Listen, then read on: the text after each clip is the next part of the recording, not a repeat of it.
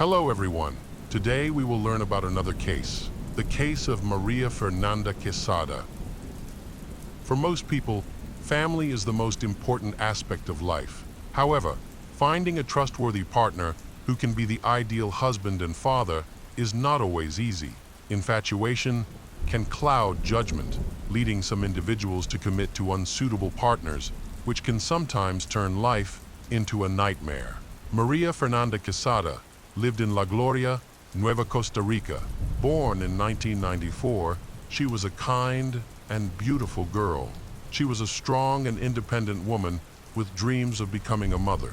She wasn't overly focused on her career. Instead, she valued the warmth and comfort of a family. She wished for siblings, but was her parents' only child. Her family is close-knit and loving, often held up as a model for other families. Her parents provided her with a comfortable home and a good education, which is still not accessible to everyone in Costa Rica. The environment there is not as favorable as in many other Latin American countries. Maria had a great relationship with her family, and she was especially close to her maternal aunt. They were similar in age, shared experiences, supported one another, and regularly met and communicated. Maria shared all her secrets with her aunt, and they felt like best friends. People recognized Maria as a friendly and outgoing person who could easily connect with strangers, which helped her make many friends. She fell in love for the first time at 19, believing it was a genuine feeling that would lead to happiness, a family, children, and a cozy cottage by the sea. Unfortunately, the reality was different. Her boyfriend took advantage of her and left when he became interested in someone else. To make matters worse, Maria discovered she was pregnant at that time. 9 months later, she gave birth to a boy. She hoped her ex-boyfriend would care for their son, but he showed no interest in either of them. Faced with this situation, Maria had to work hard to support herself and her child, as their financial situation was tight. She wanted to provide her son with a future as good as the one her parents had given her. Fortunately, her parents did not abandon her or the baby. They continued to support them, which helped create a stable environment for the child. During this challenging time, the family offered her the support she needed. Although it was difficult, they all managed to get through it together. This all took place during a time of advanced technology, which allowed Maria to use a computer and access the internet. She didn't want to just wait for things to improve. Instead, she sought an additional source of income by learning how to make handmade soap. After trying her hand at this craft, she discovered she had the potential for even more. This marked the beginning of Maria's journey as a skilled professional with a variety of talents. In addition to selling handmade soap to friends and online, she also learned how to do manicures. She created several groups on social media to showcase her skills, and her client base quickly began to expand. Maria dreamed of building her own website and eventually opening a salon. From the start, her efforts received positive feedback, and her clients were happy with her services. At this point, her main focus was on the well-being of her child and family, and she dedicated her free time to them. Maria longed for love and a family. She dreamed of finding a man to complete her. One day, while she was out in the city gathering materials, she met Esteban Rovira Vargas. He was 16 years older than she was, and despite their age difference, Maria fell deeply in love with him. It's unclear how he left such a strong impression on her, as he was very different from her. Esteban was hot-tempered and aggressive, with a complicated past linked to crime, although he avoided discussing it. Their romance lasted several months before Maria felt ready to introduce him to her family. The meeting was chaotic. Esteban made such a strong impact that her parents were firmly opposed to him. The primary issue with her parents stemmed from Esteban's rudeness, foul language, and blatant disrespect towards others. He came across as cruel and unpredictable. When Maria's parents noticed this, Esteban reacted so violently that Maria had to intervene to prevent a scandal.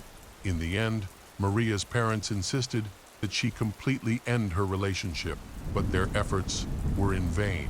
Maria had strong feelings for Esteban and was determined to stay with him no matter what. Understanding this, her parents reconciled, not wanting to jeopardize their relationship with their daughter or lose the chance to have a future grandchild.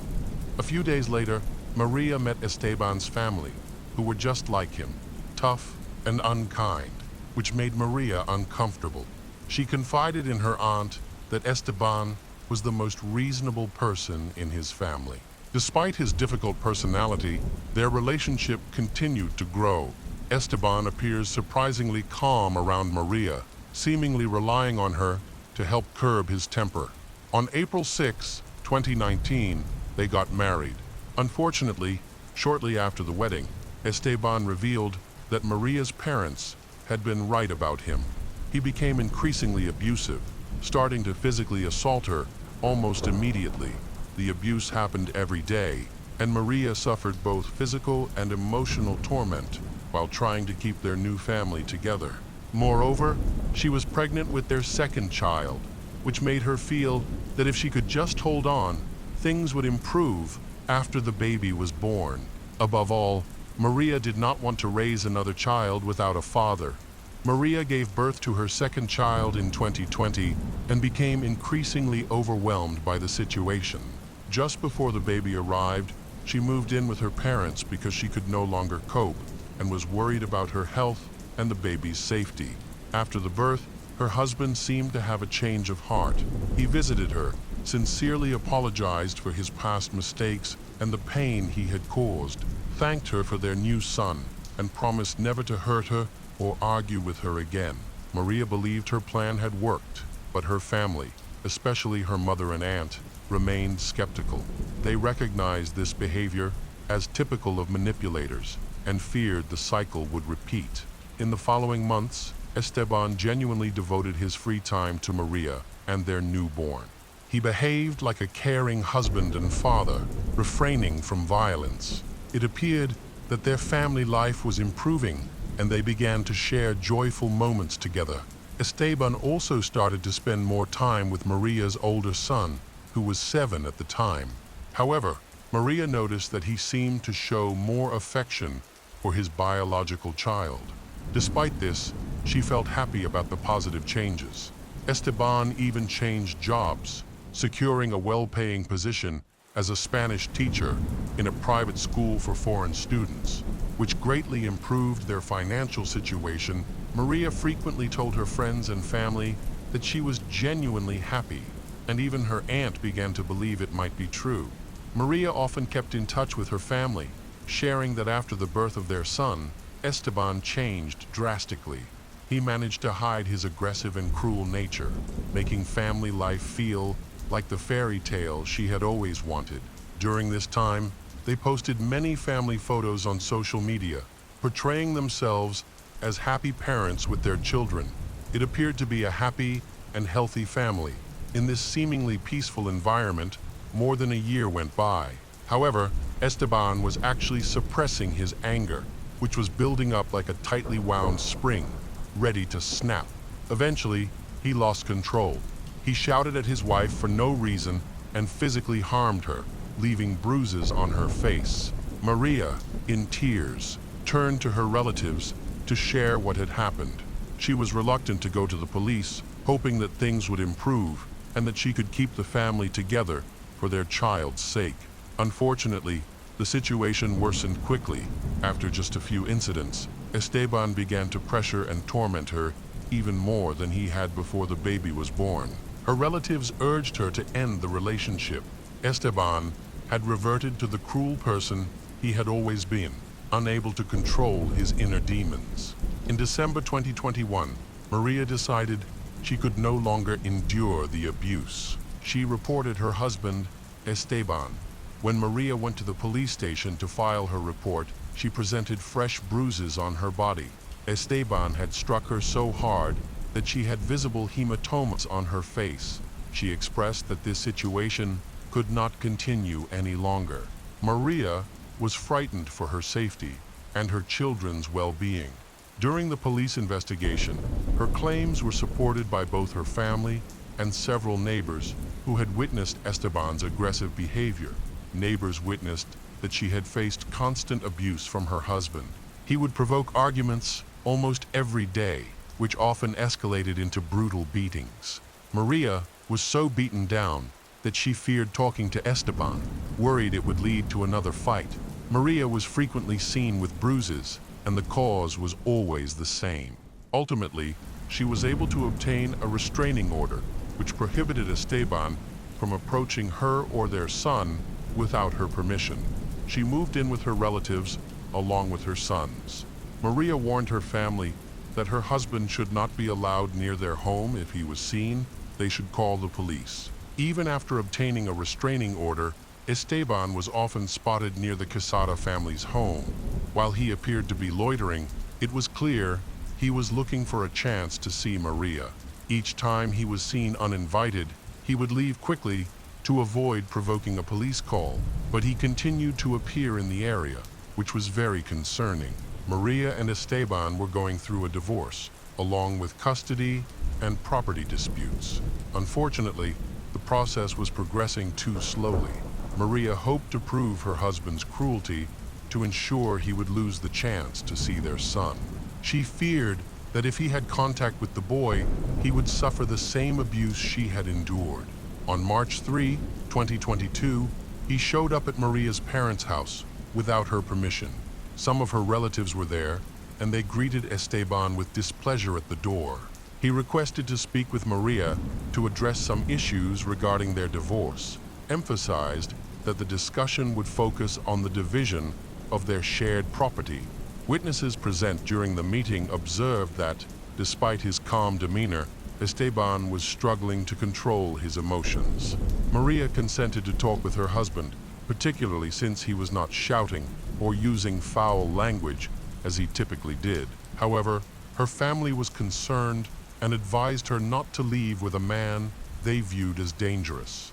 Esteban insisted that Maria accompany him to retrieve some personal items she had forgotten during their hasty move. He also requested that their conversation remain private. Eventually, he persuaded her to get into the car. Esteban asked Maria to leave their older son with relatives, but he wants her to take the younger son with her. Maria agreed to this arrangement. As soon as they left her parents' house, arguments erupted again, starting the moment they were in the car. Esteban became more aggressive and eventually lost his temper, shouting loudly. They pulled over near the Quesada family home, where a neighbor noticed them arguing inside the car. Upon arriving at the house where they had lived before separating, noise and upheaval could be heard. It seemed that Esteban was breaking things or physically harming his wife again. The child was crying from inside the house. Their 2-year-old son could be heard pleading with his father to stop. Outside, a neighbor heard Maria calling for help.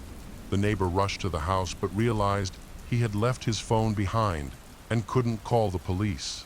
At that moment, Esteban called his sister, revealing that he had just killed his ex-wife in front of their son, claiming she had attacked him first. His sister was horrified and urged him to take the child and go to the police, but he ignored her. Instead, Esteban left the scene of the crime, still wearing the blood-stained shirt from the incident. He placed the child in the front passenger seat of the car and quickly drove away. Several neighbors called the police, and Esteban's sister also reported the incident. When the police arrived, Esteban had already left the scene.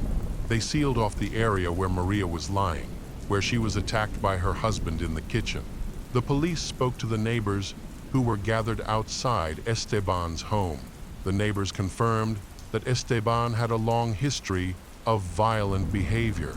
He was generally disliked in the community due to his rude and aggressive demeanor, often shouting at people for no reason, leading people to keep their distance. Although Maria eventually left him and obtained a restraining order, she made the mistake of getting back into his car. Meanwhile, a white car was driving down the road with Esteban and their 2-year-old son inside. The child was the only witness to the horrific murder, watching as his father stabbed his mother 11 times, mainly in her upper body and head. Maria tried to fight back, but she was powerless. Judging by the position of several wounds, Esteban had likely attacked her from behind. It did not seem as though she had provoked him. Her desperate attempts to fend off his assault were doomed to fail. Realizing that Esteban was trying to escape with their child, a large-scale operation was organized to capture him. The criminal's vehicle was put on alert, and several patrol units were dispatched to intercept him. His condition and intentions were unclear, and the child might be in danger. The police were hesitant to use force to stop the suspect because they feared for the boy's safety. Instead, they decided to follow Esteban. However, catching or even locating him proved to be extremely difficult. Shortly after the search began, officers found Esteban's abandoned car just a few kilometers from the scene of the violent incident, suggesting that Esteban had already switched vehicles. The police had no information about the car Esteban was currently using, and it appeared that he and the child had only one escape route, crossing the border. This raised the risk of losing track of them entirely, as Esteban could take a bus, use another car, or get a ride from someone. The authorities set up checkpoints in hopes of catching Esteban when he tried to cross the border. Fortunately, their strategy paid off. Within a few hours, they tracked him down at a checkpoint while he was attempting to pass through in a stolen vehicle. The border officers had been notified, so when he presented his identification, the chase ended. Esteban was arrested without any resistance. His 2-year-old son had been in the passenger seat the whole time, and thankfully had not been harmed. During the search of the vehicle, authorities discovered a firearm and a blood-stained knife, which could have been the murder weapon used against Maria. It was puzzling why the suspect had not disposed of these items earlier. He was promptly sent to the police in his hometown and imprisoned. Esteban now faced serious charges of femicide and was subject to severe penalties typically imposed for such crimes in Latin America. After investigating the knife found in the vehicle, it was confirmed that the blood on it belonged to Maria, and the handle carried Esteban's fingerprints, leaving no doubt about his guilt. The custody of Maria's children was to be transferred to her parents. The older child was quickly placed in the care of Maria's parents. However, there were troubles involving the younger child. Even though Esteban had murdered the child's mother right in front of him and was awaiting trial in prison, Esteban still retained custody rights over the child under Costa Rican law. The boy became embroiled in a custody dispute between the families of his biological parents. The Vargas family aggressively sought custody, employing questionable tactics. They attempted to discredit Maria, suggesting that this could somehow excuse the murder. They claimed that Maria had neglected her sons for a long time and did not care for them properly. Instead, she pressured Esteban, which led him to lash out at her. Ultimately, they suggested that one day, during a heated argument related to their divorce, Maria attacked Esteban, leaving him no choice but to defend himself with a kitchen knife, resulting in wounds inflicted to stop her. They also attempted to portray Maria's parents negatively, arguing that they were unfit guardians. Maria's relatives had long spoken of her suffering from psychological and physical abuse, with accusations of beatings and threats supported by family, friends, and neighbors. Esteban's family depicted him as a victim, which many found hard to believe. Of course, this was a blatant lie. However, statements from Esteban's relatives complicated the prosecution's investigation, forcing them to challenge these claims and gather evidence to support the Quesada family. As a result, a meeting was held to address the situation, which sparked activism from various feminist groups closely following this troubling case of violence. In March 2023, large protests demonstrated strong support for the victim's family. It was evident that the misleading narrative from Esteban and his relatives did not convince anyone, except perhaps the defense. The public wanted to ensure that the murderer faced severe punishment. Women across the country asserted that a lack of accountability only led to more violent crimes, and the statistics clearly supported their claims. The trial of Esteban Rivera Vargas, who abused his family, resumed in Santa Cruz on March 9, 2023. The prosecution argued that he deliberately killed his wife. In contrast, the defense, supported by Esteban and his family, claimed that he was actually the victim. However, their claims were quickly proven false, as the prosecution presented multiple witnesses, including neighbors, who testified to Esteban's violent behavior. Sadly, Maria's youth and innocence led her to make poor decisions, while the Vargas family's lies were exposed through forensic analysis, which conclusively resolved the case. The nature of Maria's injuries ruled out the possibility that she had attacked Esteban. 2 strikes to her back clearly indicated a planned assault. Esteban had intended to harm her from the outset. Maria's younger son could not serve as a witness due to his age. However, recordings of conversations with their 2-year-old child were presented in court. These recordings revealed that Esteban repeatedly acted aggressively and often assaulted Maria. The older son also testified, corroborating his brother's claims about the violence inflicted by Esteban. Both children were afraid of him, especially the older son, who was not Esteban's biological child and held a strong bias against him. As a result of their traumatic experiences and the loss of their mother, both sons were sent for psychological treatment. The prosecution sought a 37-year prison sentence for the defendant, while the defense maintained his innocence throughout the trial, attempting to reduce his sentence and even aiming for an acquittal. Fortunately, these efforts were unsuccessful. In May 2023, the court ruled in favor of Maria. The defendant, Esteban Rivera Vargas, was sentenced to 35 years and 8 months in prison, and he is currently serving his sentence in a maximum security facility. Additionally, Esteban was ordered to pay 75 million Costa Rican colones in compensation to Maria's family. The case of Jennifer Wilbanks. Jennifer Carol Wilbanks was born on February 28, 1973, and had lived her whole life in Georgia, surrounded by her family, friends, and work. In Duluth, she met her 32-year-old fiancé, John Mason, whose family was financially well off. The Masons owned a private medical clinic in Duluth, and those who knew John described him as a kind and caring man who was always willing to lend a helping hand. After a year of dating, John and Jennifer seemed like the perfect couple, and their friends and family were overjoyed when they announced their engagement. Wedding preparations were underway, with a lavish ceremony planned for April 30th, 2005, a Saturday, and several hundred guests invited. But just 4 days before the wedding, on Tuesday, April 26th, John Mason reported Jennifer missing to the police, stating that she had gone out for an evening run and failed to return. He had tried to find her on his own, but was unsuccessful, leading him to seek help from law enforcement. The next day, April 27th, a massive search effort was launched, involving over 300 police officers and volunteers. They combed through the wooded areas and water bodies along Jennifer's intended running route. Given the urgency of the situation, even off-duty officers were called in to assist. On the same day, one of the search teams stumbled upon potential clues, including clothing, sneakers, and a strand of long, dark hair. All of these findings were promptly sent to the lab for thorough examination.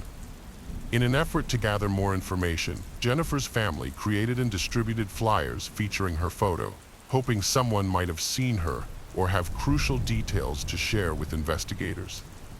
The media picked up the story, and billboards bearing Jennifer's image started appearing around the city. As part of their investigation, police searched the home Jennifer shared with John.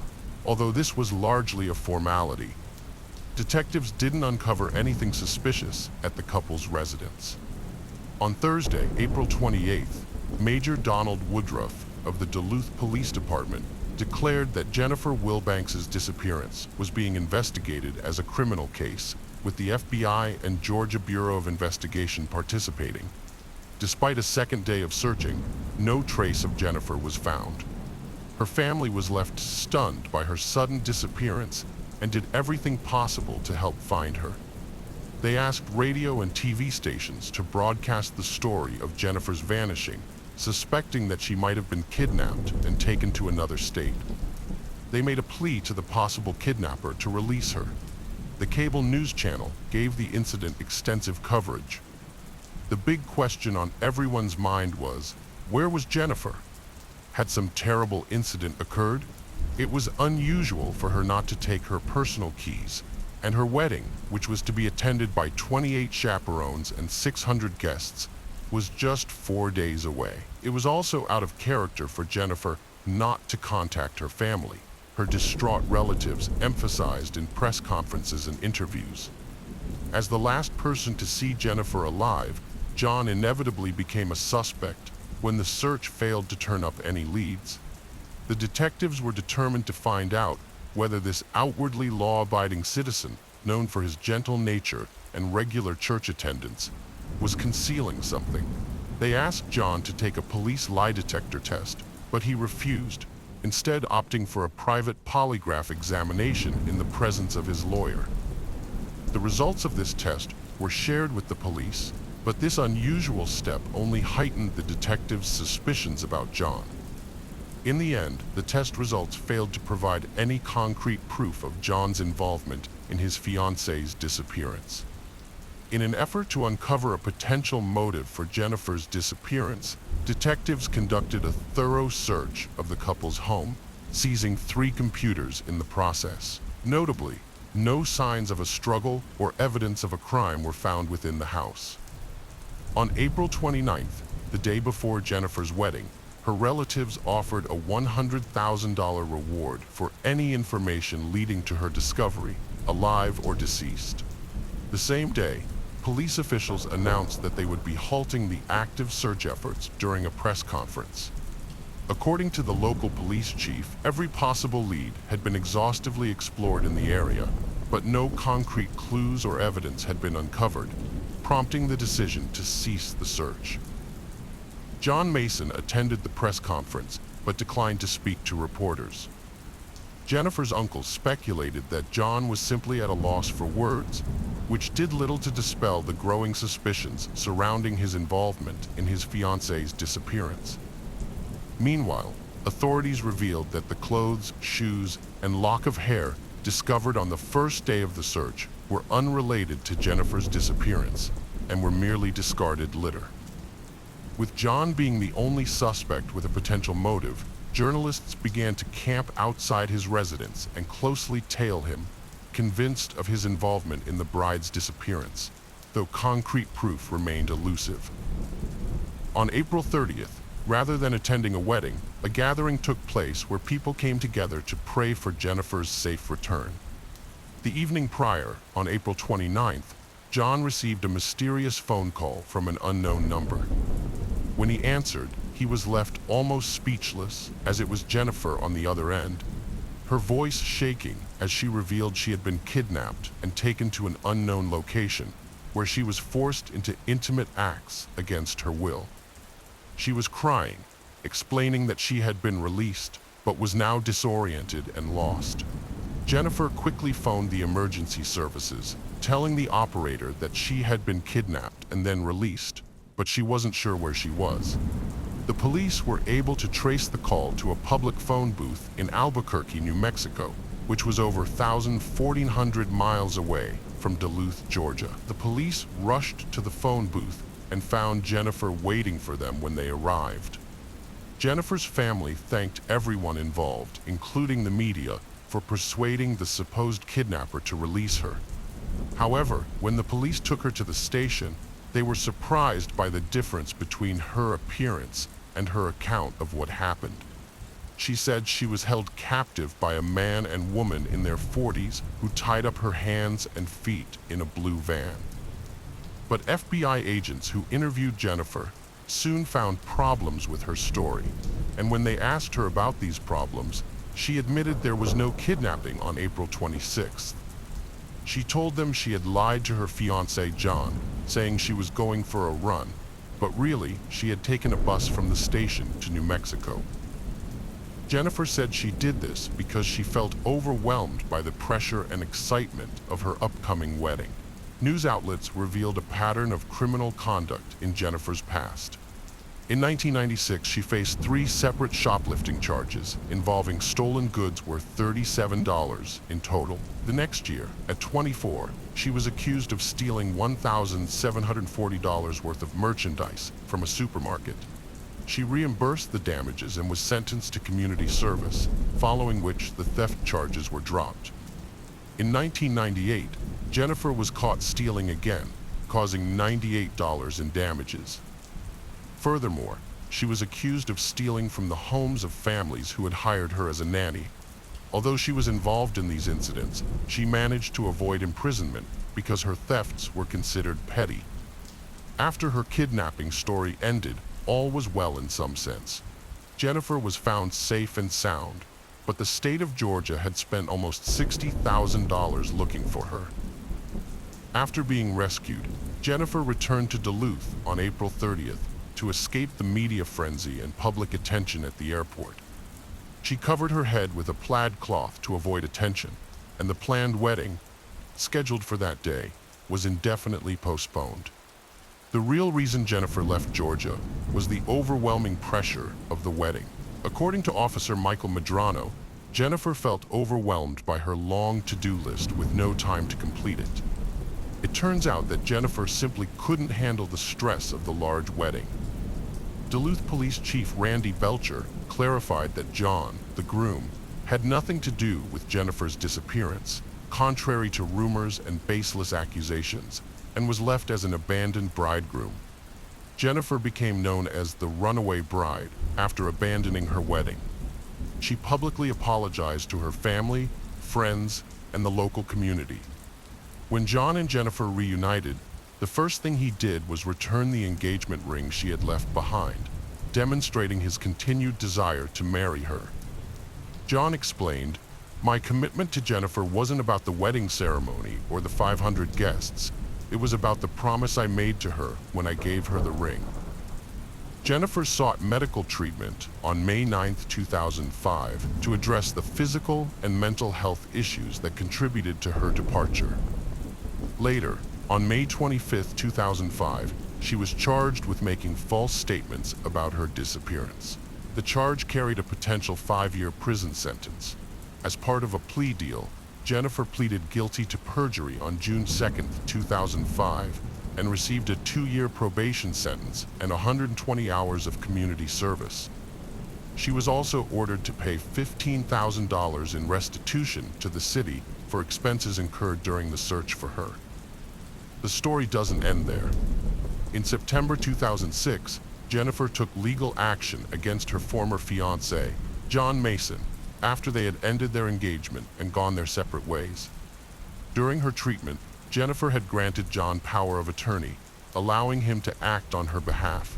She alleged that John sold the rights to their story to Reagan Media for $500,000 and used the money to buy a house, which was registered in his name alone.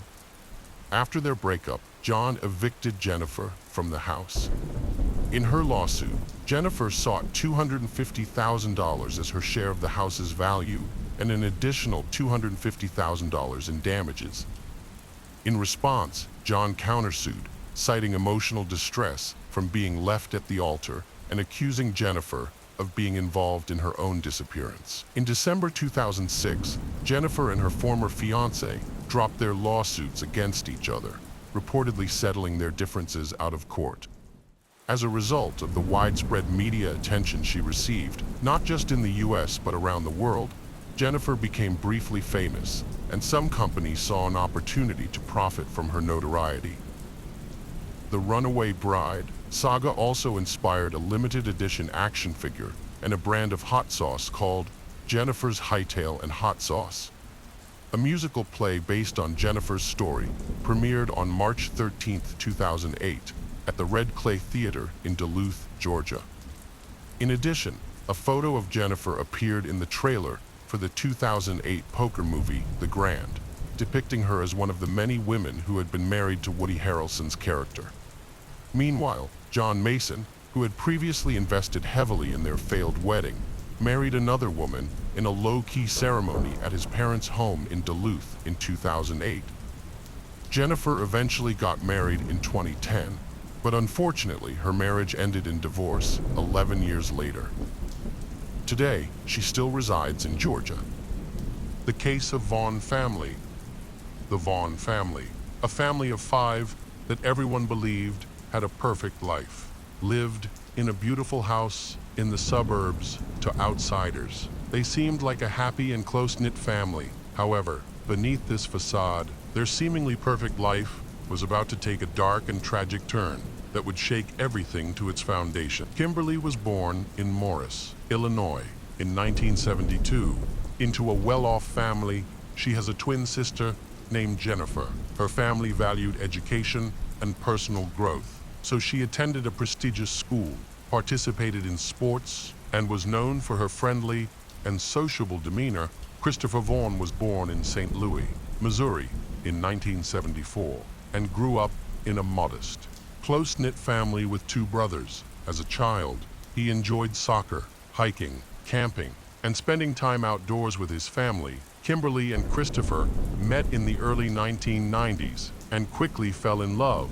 However, Kimberly's parents were not supportive of their relationship due to concerns about Christopher's age, his lack of a stable job, and his less affluent background.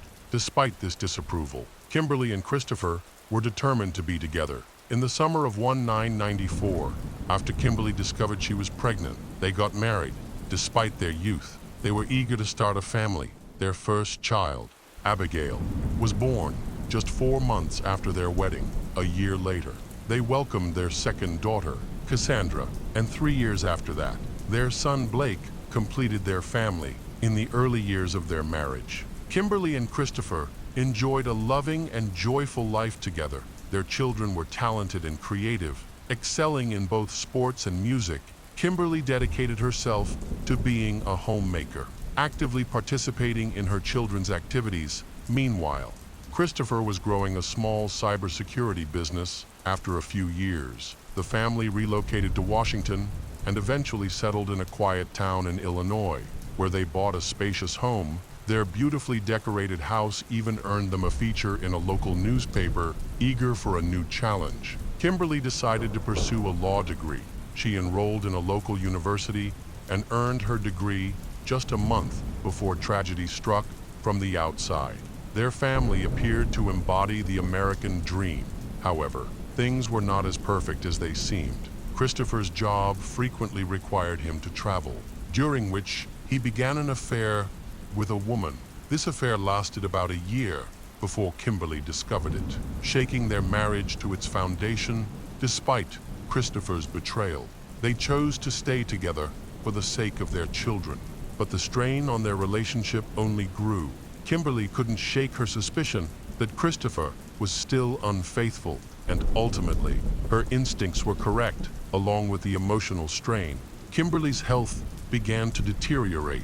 She struggled with severe anxiety, frequent migraines, insomnia, and even high blood pressure. Faced with these challenges, she decided to see a doctor. The medication prescribed to her became a regular part of her daily routine, and for about a year, she worked hard to manage her symptoms. In addition, Kimberly attended therapy sessions with a psychologist, where she discussed the increasing problems in her marriage. Despite this, she is still sociable, friendly, and energetic. In contrast, Christopher was seen by friends and family as a reserved introvert who rarely expressed his emotions. In June 2007, just before their 13th wedding anniversary, the couple planned a family trip to an amusement park in Springfield, Illinois. Christopher chose the destination, and the rest of the family agreed. Early in the morning, on June 14th, the Vaughn family set off in their SUV. A few hours later, a passing motorist found Christopher limping away along the highway.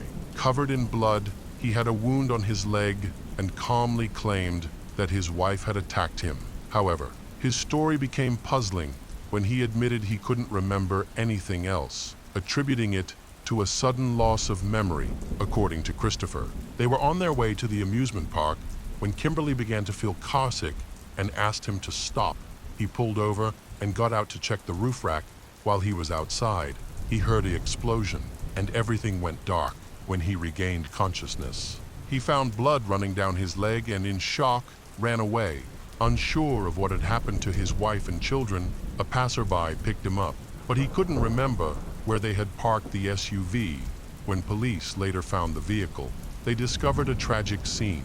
Kimberly and her 3 children had all been killed. From that moment, private investigator Bill Clutter stated that Christopher Vaughn became the main suspect, accused of murdering his family and staging it to look like a murder. Take his own life. Kimberly had been attacked once in the head, and each child had been attacked twice. A witness claimed that Christopher said his wife had pulled the trigger, but his memory seemed to fail him. When he reached the hospital, he reportedly told a nurse that, "You should call my wife. She gets mad when I don't call her." After getting treatment, Christopher was taken to the police station, where he was interrogated for nearly 14 hours. He returned for additional questioning on June 14th, 15th, and 17th. During these extensive interviews, he mentioned that Kimberly had asked him to pull over because she was feeling nauseous. He explained that he stopped his car near a cell phone tower to check the back tires. After securing the strap on the topper, he got back into the car and noticed his leg was bleeding. He insisted he had no memory of anyone attack him or his family. When detectives suggested that Kimberly might have attacked him, Christopher quickly defended her, insisting that she would never hurt the children. He maintained that he only found out he had been attacked when a doctor informed him at the hospital. He appeared genuinely confused, insisting that nobody else was present and that Kimberly didn't have a gun. So he couldn't understand how the attack had occurred. As the interrogation progressed, the detectives told Christopher that his family was alive and asked him to explain what had occurred at that moment. Christopher requested to speak with Kimberly directly. Throughout the questioning, he consistently denied any involvement in the attack, claiming he had no recollection of the events. However, he soon altered his story, stating that it was Kimberly who attacked him.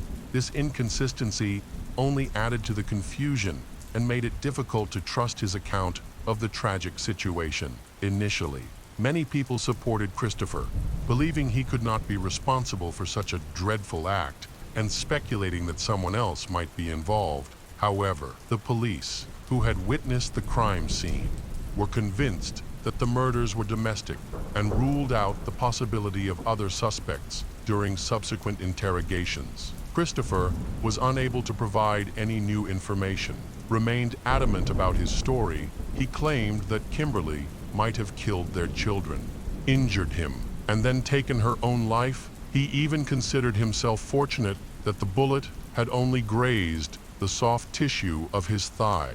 Avoiding any major blood vessels, he suggested that Kimberly's behavior was influenced by the medication she was taking and the strain in their relationship due to his infidelity. Christopher stated that his memory loss stemmed from shock, which also explained why he hadn't immediately alerted the authorities or emergency services from the outset. Investigators had been skeptical of Christopher's account. There was insufficient evidence to arrest Christopher at that time. The police continued their investigation, seizing Kimberly and Christopher's laptops and searching the family home. During the initial investigation, Christopher was not detained and even organized the funeral for his wife and children. The funeral took place on June 23rd at a local funeral home, where many people attended. Several guests noticed the palpable tension between the Vaughn and Phillips families. Just before the service was set to start, police arrived and arrested Christopher on charges of murdering his family. He remained calm and did not resist the officers. However, his parents were outraged, claiming that their son was not allowed to say goodbye to his family, although Christopher's guilt had not been established. Extensive media coverage led the Vaughn family to suspect that his arrest during the funeral was an attempt to attract more public attention. In contrast, the Phillips family viewed the arrest positively, Kimberly's mother, Susan Phillips, expressed relief, stating she was glad her daughter was no longer considered a suspect in the deaths of her children. When the investigation progressed, the investigators was discovered that Christopher had taken out a life insurance policy on Kimberly, which would pay him $1 million if she died.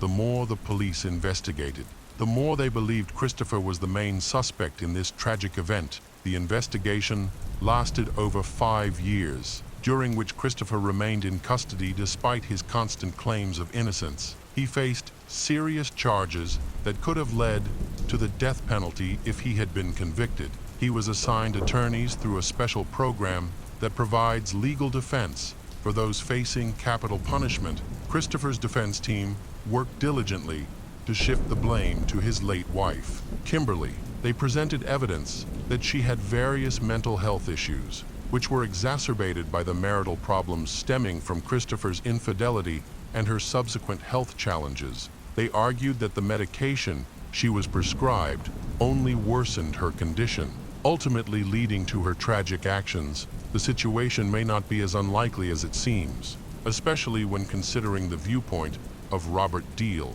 a crime scene investigator involved in the case. Robert has publicly supported Christopher, arguing that the bullet trajectory and other forensic evidence actually indicate that Kimberly was the attacker. He believes that investigators were overly focused on one theory and ignored other possibilities whenever Robert proposed ideas that contradicted the official narrative. He felt dismissed. He claims that the police insisted Christopher was a criminal mastermind who could outsmart everyone, including the experts. According to Robert, investigators often altered their theories to fit the evidence instead of allowing the evidence to lead them to the truth. The defense team highlighted that some crucial elements of the state's forensic case did not withstand scrutiny. For example, the state contended that Christopher unbuckled his wife's seatbelt after attacking her, claiming that a large blood stain near the latch came from Kimberly's injury. However, DNA tests later showed that the blood actually belonged to Christopher. This evidence significantly undermined the state's theory. The defense presented additional evidence regarding Kimberly's situation. They pointed out that at the time of her death, she was taking medications, including nortriptyline and Topamax, to manage her migraine headaches just 2 weeks before her death. Kimberly had emailed Christopher, expressing that she had experienced a noticeable change in her personality and an increase in anxiety. Furthermore, her nortriptyline levels were found to be at the low end of the toxic range, suggesting that the medication could have negatively impacted her mood and behavior. The defense argued that these drugs might have caused her to act in ways that were uncharacteristic, possibly even leading to thoughts of self-harm or violence. The defense proposed that Christopher might have experienced dissociative amnesia, a condition that can occur after a traumatic event, which could explain his lack of memory regarding the tragic incidents. Dr. Todd Grande, a counselor specializing in personality disorders,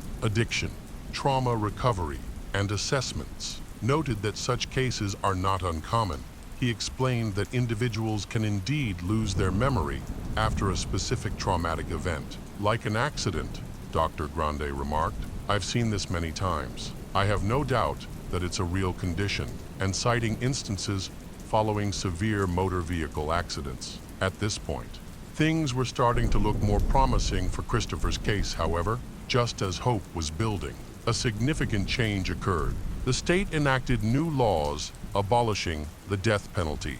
This change meant that Christopher lost the legal team funded by the Capital Defense Program.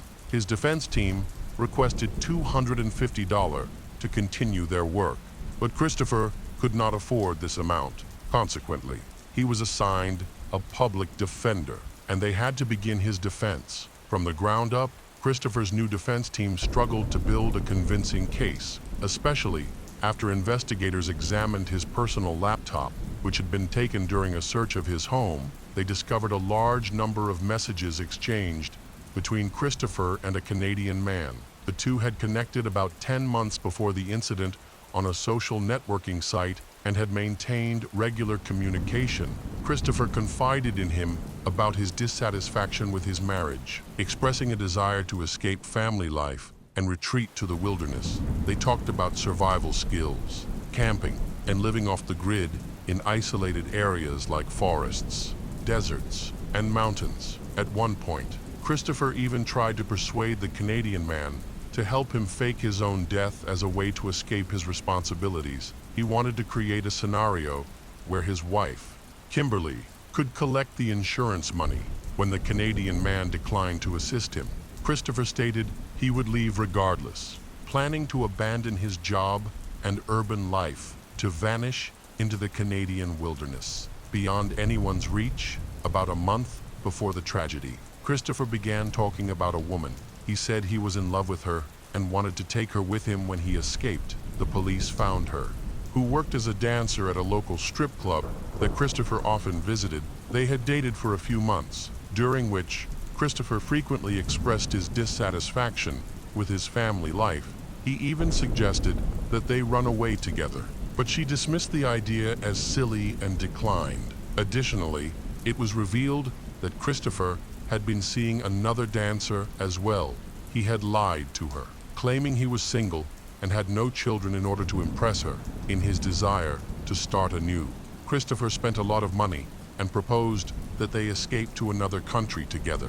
With the new evidence presented, Christopher could no longer deny his involvement, especially after significant changes were made to his defense team. The trial of Christopher Vaughn began in the fall of 2012 and quickly attracted media attention. Throughout the trial, compelling evidence emerged. Christopher had purchased a weapon shortly before the tragic incident and had practiced at shooting ranges multiple times, including the night before the family trip. Forensic experts determined that the bullet wound on Christopher's thigh was inflicted at nearly point-blank range, contradicting his claim that his wife, Kimberly, attacked him while he was outside the car and she was inside. Another critical piece of evidence came from bloodstains found on Christopher's clothing. Prosecutors argued that if Christopher had genuinely left the car before any violence occurred, there would be no reason for his wife's or children's blood to be on his clothes. Even more incriminating was the absence of Kimberly's blood on the murder weapon or on her hands, which would have been expected if she had attacked herself in the head. Instead, investigators found a drop of Christopher's blood on Kimberly's thumb, indicating she had been in close contact with him after he was injured. Further examination of Christopher's work computer revealed even more damaging evidence. He had researched methods for staging a crime scene. This information painted a clear picture of his involvement in the brutal murders of his wife and children. Kimberly's doctor was an important witness in the trial, stating that despite being prescribed medication for insomnia, headaches, and high blood pressure, Kimberly had never shown any desire to harm herself or others. The defense tried to challenge this evidence, but the jury ultimately found Christopher Vaughn guilty of the brutal murders of his entire family. He received 4 life sentences, 1 for each family member, without the possibility of parole. Shortly after the sentencing, Christopher made an unexpected claim that he had clearly remembered the details of that tragic day and had never actually lost his memory.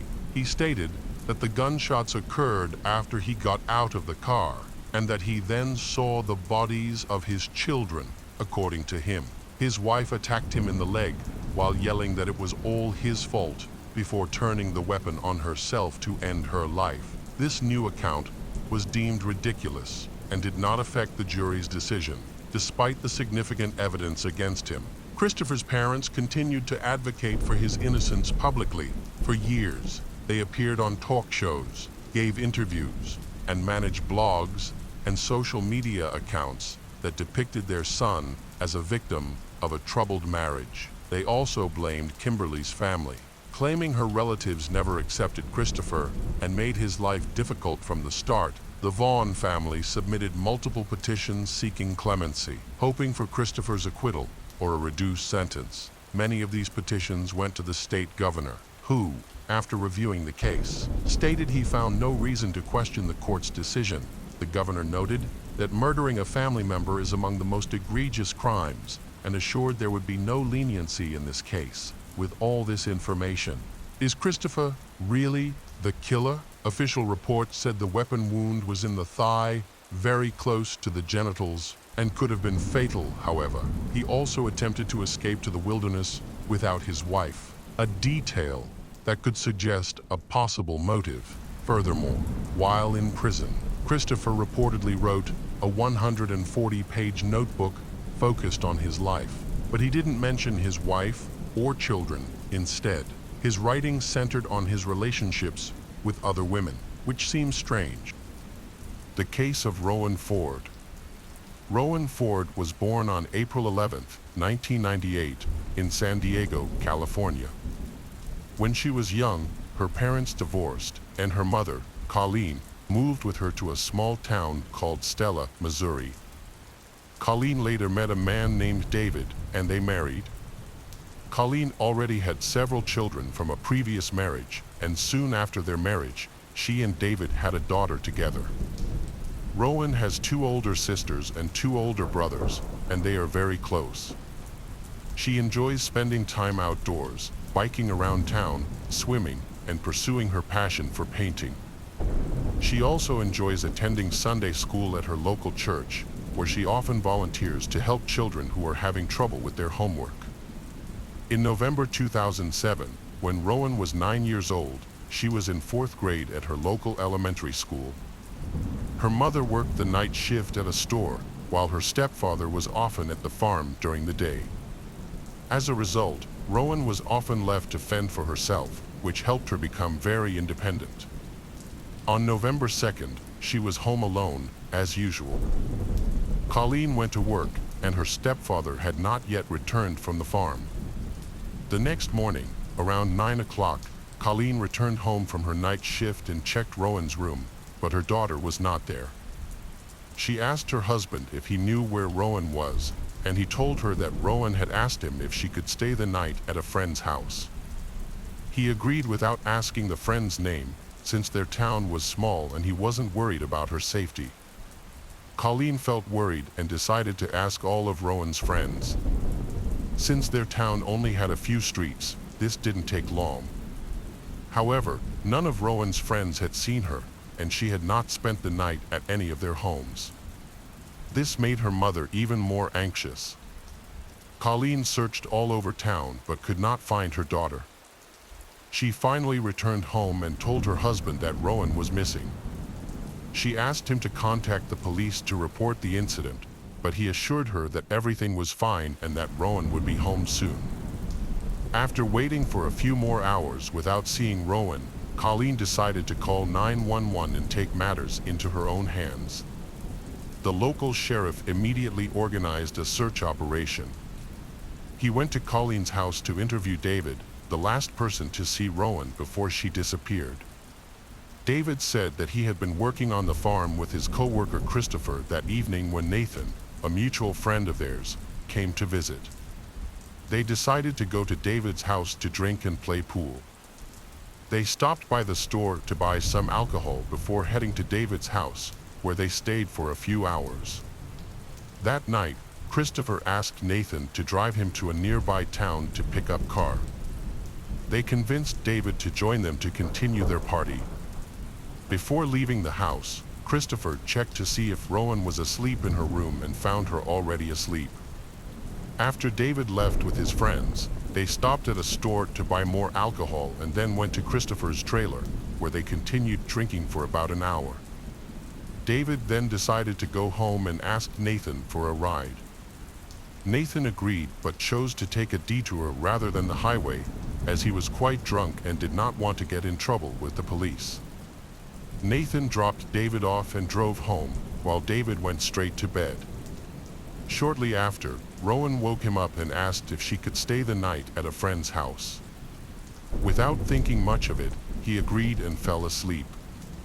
The police approached the case with suspicion.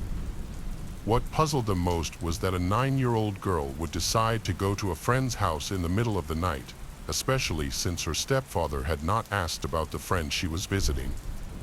The police chief suspected that David might be hiding something or had something to do with Rowan's disappearance, but there was no evidence to support this suspicion. The police searched the town and the surrounding area until late at night. Locals quickly joined the search because they knew the Rowan family and wanted to help. Stella had a population of only about 150, so news of Rowan's disappearance spread rapidly throughout the area.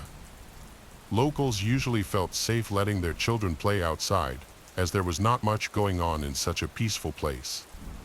However, when Rowan disappeared without a trace and the police could not find her throughout the day, the people of Stella became extremely panicked. On the first day of the search, nothing was found. Then, on November 4th, the police went to the neighboring town and spoke to Christopher, who confirmed David's story.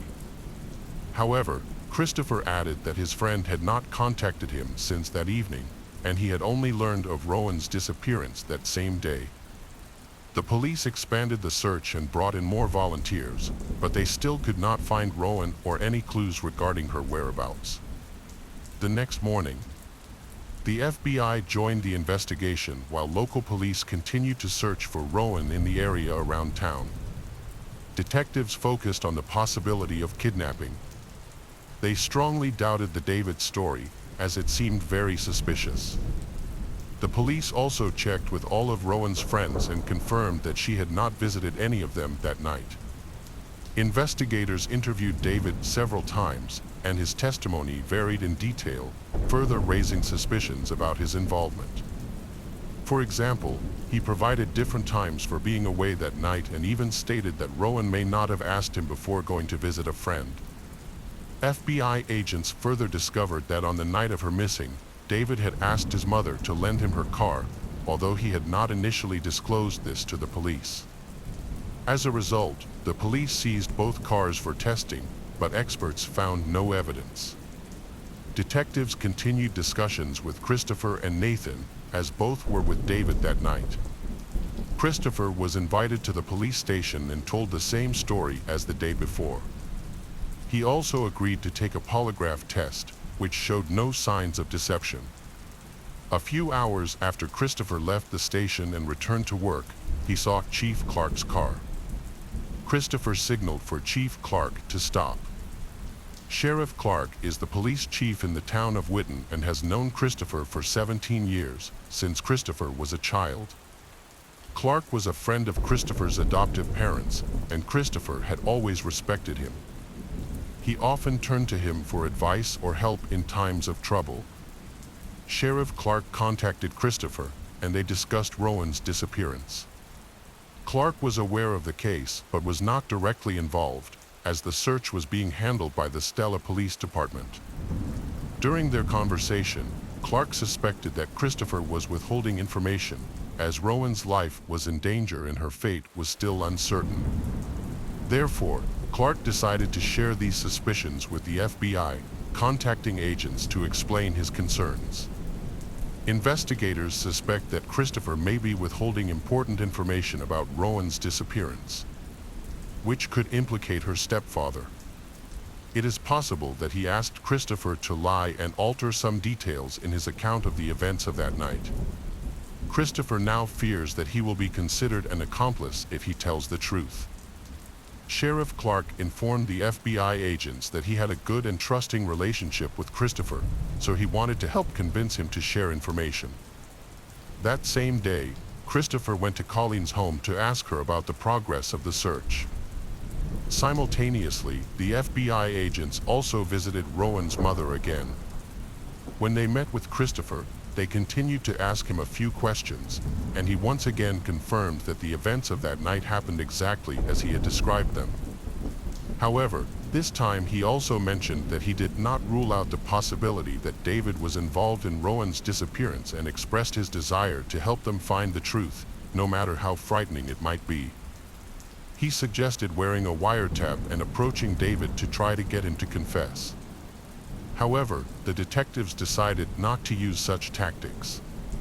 Instead, they asked Christopher if he could think of any locations where his friend might have hidden Rowan's body, and he suggested several places. The next day, the police began investigating these locations while continuing to search the area around Stella's house. FBI agents once again brought David in for questioning, but he repeatedly denied any involvement. Detectives also searched David's house in the hope of finding clues, but nothing was discovered. On November 7th, the police asked Christopher to return to the station to obtain his consent to search the safe in David's home. Christopher had been living with David for several months due to not having his own place, and some of his belongings were still there. Christopher gave the police permission to search the safe, his trailer, and his car. He also voluntarily provided a DNA sample and agreed to answer additional questions from the detectives. They began questioning him that evening and again asked him to confirm David's story. This time, however, Christopher suddenly admitted that his friend's story was not entirely true. The investigators began to pressure him to tell them what really happened. This pressure caused Christopher to become agitated. He said that if the police were going to treat him like a criminal and try to implicate him in Rowan's disappearance, he would not continue the conversation. The detectives then had to end the interview, and Christopher left the station. That night, he went to see Chief Clark and told him the whole story. He complained that the detectives were treating him as a suspect and said that he might need to hire a lawyer. The chief replied that it was his right, but asked him to understand that the police were only doing what they could to find Rowan. In response, Christopher stated that he would not speak to them anymore and that if he wanted to share any more information, he would only speak to Sheriff Clark. He continued to persuade Christopher to share what he knew. After a while, Christopher began to cry and said that he had always loved Rowan and would never hurt her. During his time living in David's house, Christopher developed a close relationship with Rowan and the other children. They began to consider him a member of the family and even called him Uncle Christopher. Sheriff Clark realized that Christopher was about to reveal everything he knew. However, just as Christopher was about to share, someone came to the police station, causing Sheriff Clark to temporarily lose focus. Christopher then left the office without revealing what he was about to say. Sheriff Clark eventually contacted the FBI and informed them about the conversation. He explained that Christopher was willing to share most of what he knew, but warned that if he was pressed too hard, Christopher might refuse to talk and seek legal counsel. Clark offered to give Christopher time to think it over, and the detectives agreed. The search for Rowan continued the next day without success. However, the situation changed on November 9th, a week after Rowan went missing. Search parties found Rowan's body in a remote area near a town called Powell, about 10 miles from where Stella lived. The body was covered in leaves and debris, with only a sock remaining. Medical examiners determined that Rowan had been strangled and sexually assaulted. Shortly after the body was discovered, FBI agents contacted Chief Clark and asked him to speak with Christopher again, hoping he would reveal more information. The chief learned that Christopher had come to the police station earlier that morning when Chief Clark was not there and had informed other officers that he urgently needed to see him. The chief searched everywhere for Christopher but could not find him. Christopher then contacted Chief Clark himself. He expressed obvious distress and concern that he was being followed. He explained that after hearing about the discovery of Rowan's body, he had driven around town to calm down and had noticed a gray car following him. Chief Clark claimed to be unaware of any surveillance activity and asked to meet Christopher directly. When Christopher met with the investigators, he expressed concern for his safety. He feared that after the discovery of Rowan's body, he might be charged with murder and that someone would take revenge on him.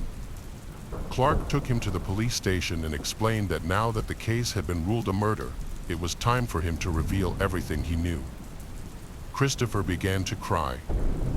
The sheriff asked him to tell him what David had done to Rowan. Christopher said that there were too many people at the police station and that he did not want to discuss it there. He suggested going to a quieter place and mentioned a small bridge a few miles from their town. The sheriff agreed, and they drove there together. As they got out of the car, Christopher suddenly raised his hands and asked the police to handcuff him.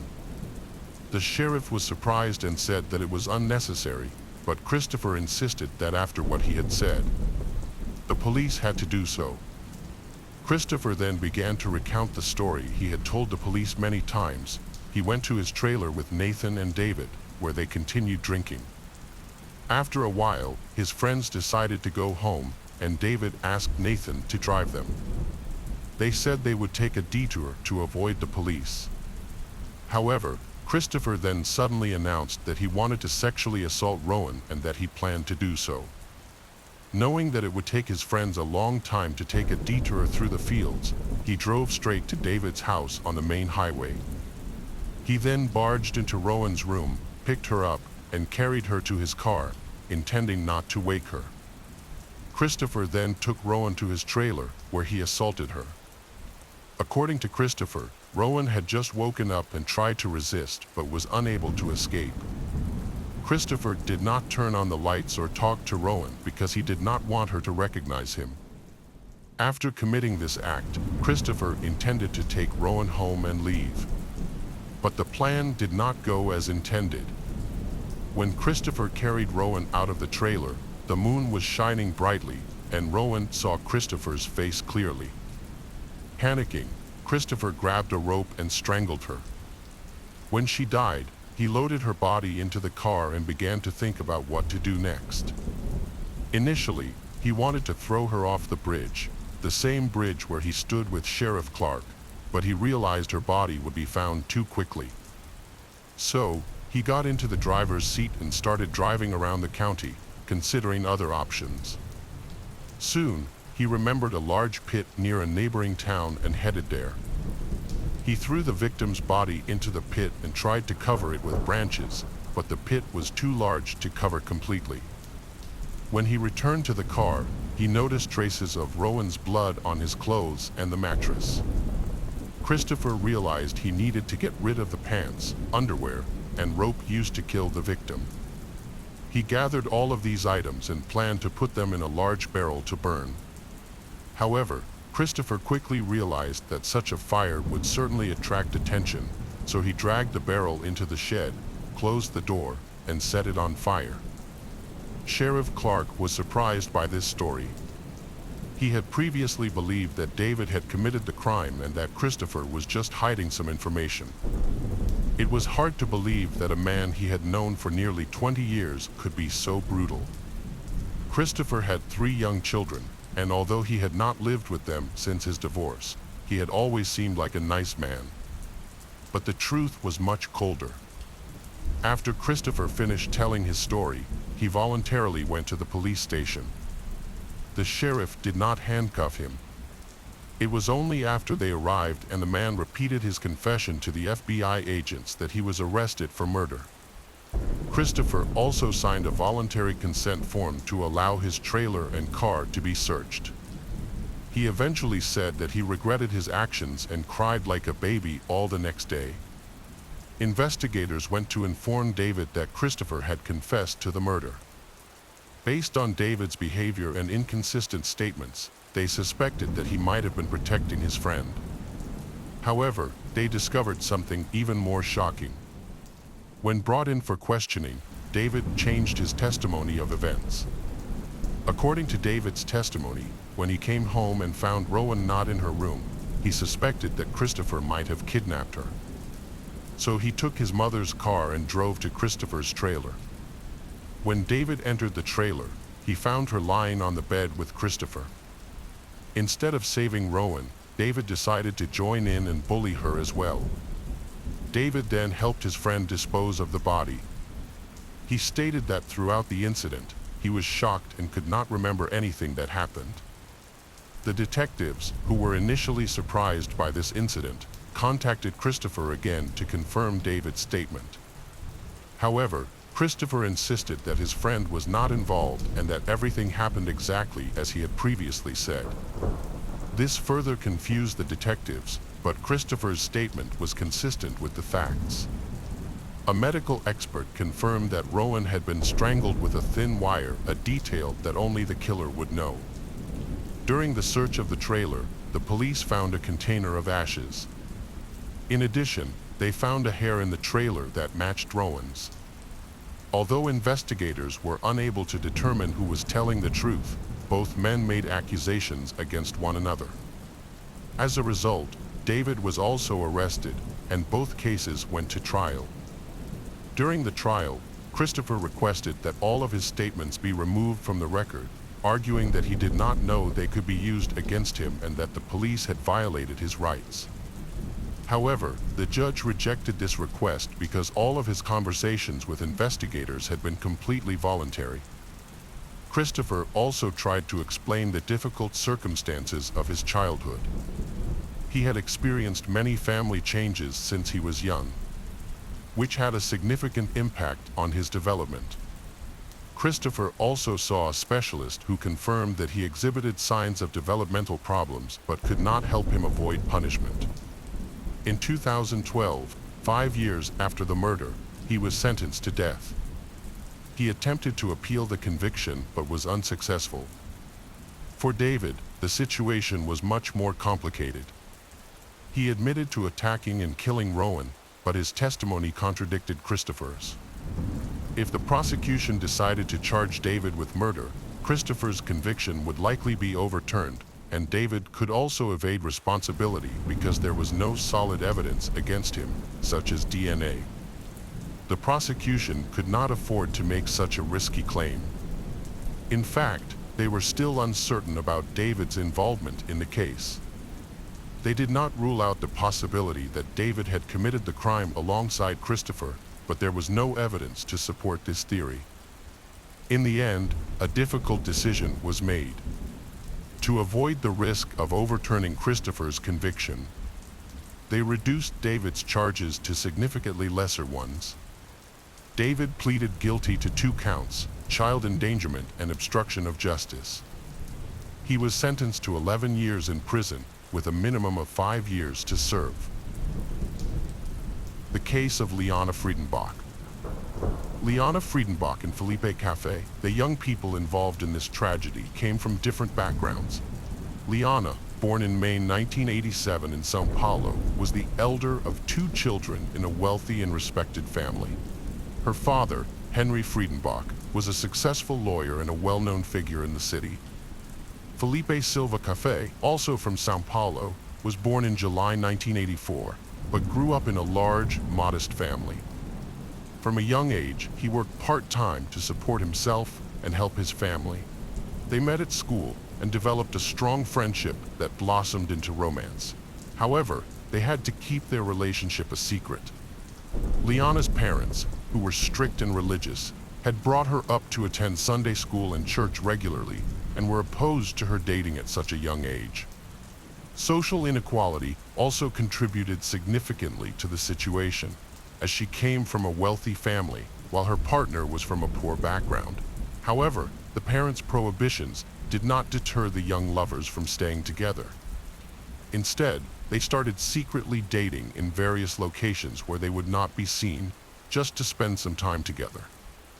In the fall of 2003, the lovers decided to take a trip to a secluded area to be alone for a while.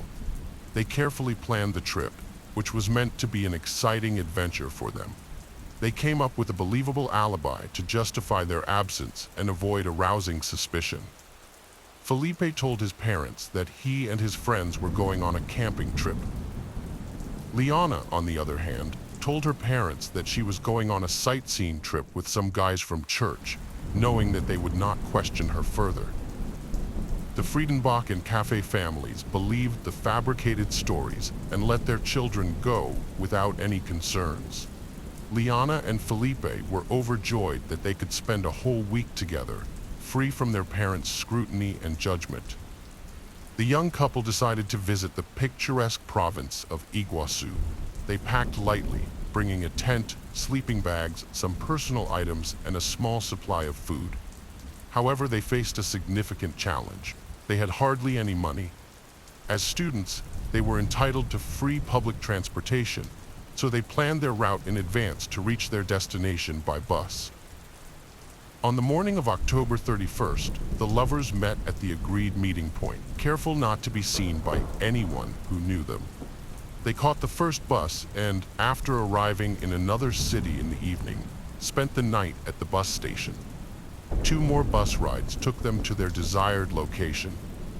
From there, they had to walk a few kilometers to a secluded spot in the woods where they planned to camp and spend a few days alone together. Despite their fatigue after the long journey, the warm and sunny day put them in high spirits, and they joked, laughed, and made plans for their mini vacation. Once they reached the spot marked on their map, they began setting up their modest but cozy camp. Liana and Felipe's plans were ruined by unwelcome visitors. When they traveled to a remote and secluded area, they didn't consider that poverty and crime often thrive in such places. Their arrival didn't go unnoticed, especially since they were well-dressed and carrying large backpacks and bags as they walked through the forest to the abandoned farm where they planned to stay. They caught the attention of local bandits, Paulo Cesar de Silva Marquez, nicknamed Peron Buku, and Roberto Alves Cardoso, known as Chino, who was only 16 but already led the gang. The bandits were interested in the strangers, particularly the beautiful young girl. They decided that the backpacks likely contained valuables and could be robbed. The bandits secretly followed the couple and watched from the underbrush. Liana and Felipe set up their tent, had a snack, and began to clean up their campsite. The bandits waited in ambush until they were certain no one else would join the couple and that they didn't have any weapons. Pernambuco and Chino then attacked Liana and Felipe, threatening them, and Felipe, frightened, didn't even try to run away or fight back against the unknown attackers. Having thoroughly searched all the bags and backpacks, the criminals found nothing of value. They then decided to demand a ransom from the boys' and girls' relatives. Liana, terrified, quickly revealed that she came from a wealthy family, and her father would pay them any amount they demanded. The criminals were thrilled with this development, but lacking experience in such cases, they were unsure how to proceed to get the money and release the prisoners. As they refined their plan, the bandits tried to determine the value of their captives and the ransom they could demand. To prevent escape, they decided to hide the prisoners. Initially, they were taken to a rundown structure near the farm where they were staying, but it lacked windows and doors. Later, they were moved to the home of one of the gang members. There, Felipe was tied up and brutally beaten to prevent escape and resistance. That night, the gang members took turns abusing the bound and helpless Liana, ultimately breaking her spirit. The kidnappers were unable to figure out how to demand and collect a ransom, so they decided to kill the captives and hide their bodies in the woods, making it unlikely they would ever be found. After torturing the kidnappers took them to a remote area in the woods the following day. Pernambuco took the badly beaten Felipe deep into the forest, where a gunshot was heard, and then he returned alone. Liana realized what had happened and that her loved one was dead. Although the kidnappers tried to convince Liana that they had released Felipe, they had other sinister plans in mind for her. They intended to keep her captive as their plaything until they grew tired of her, especially since no one had begun searching for the missing boys at that time. A couple of days after Liana left, her parents discovered that there was no church excursion trip, and her friends were unaware of her whereabouts. The Friedenbach family suspected that Liana had run off with her boyfriend, Felipe, and immediately contacted his parents. However, Felipe's family believed he had gone camping with friends, so they couldn't assist in locating the couple. The situation was complicated by the fact that neither Liana nor Felipe had been in contact for several days, and their phones were turned off. Thanks to the Friedenbach family's connections and resources, they were able to mobilize the entire city's police force to track the couple's trail, step by step. Through trickery, they managed to reconstruct the route the young people took after running away from home. The police arrived at Embu-Guasu, where the last bus had dropped them off, and from there they had to navigate through a deserted wooded area on foot. This was also the last location where their phones were still online. A massive search operation was launched, involving police officers, rescuers, and concerned citizens who had learned about the incident and wanted to help. A local businessman even offered his personal helicopter to aid in the search effort and distributed flyers with photos of the missing pair. The search party quickly found the couple's camp, but what they saw was chilling. Although there were no signs of bloodshed or struggle, it was clear that something horrific had taken place. The contents of their bags had been emptied and scattered about. Their tent had been sliced open from top to bottom with a knife, and the guys' phones were lying nearby. As the rescuers combed through the area, they soon stumbled upon Philippe's lifeless body. The young man had been shot in the back of the head at close range, and it was clear that he had never stood a chance. Although the chances of finding Liana alive were now extremely low, the searchers held on to hope, however slim. Henry Friedenbach actively sought the help of the press to widely publicize the search for Liana, ensuring that as many people as possible were aware of the situation. A substantial reward was offered for any information about her whereabouts, although unfortunately, this did not lead to a breakthrough in the case. Once the criminals had disposed of Felipe, they returned Liana to the same house where they had previously held both her and Felipe captive. By this time, the group of criminals had been joined by their accomplices, Antonio Gano da Silva and Agnaldo Pius Chino. Agnaldo, in particular, callously declared that Liana was now his property and that he had the freedom to do with her as he pleased. He then shockingly invited the others to indulge in their darkest desires with Liana, an invitation that was quickly accepted by the group. A day after the large-scale search operation began, the criminals relocated with their captive Liana to the house of Anthony Matias de Barros, another gang member. That evening, they took Liana with them when they went fishing. The ringleader showed a pretense of concern by putting his jacket over her due to the chilly weather. Later that evening, Chino's older brother, who was unaware of his siblings' illegal activities, arrived at the same location. Chino introduced Liana to his brother as his girlfriend, but the brother immediately recognized her as the girl the police were searching for. The brother took Chino aside and warned him that the police were closing in on them. Chino saw this as a warning and decided it was time to eliminate Liana and flee. He deceived Liana by telling her she was free to go and he would escort her to the road. However, he actually led her into the forest where he brutally stabbed her to death with a knife and then crushed her skull with a rock to ensure she was dead. Liana's body was discovered 5 days after the massacre, with no signs of life and severe mutilation. The key piece of evidence was the killer's jacket, which Liana was wearing.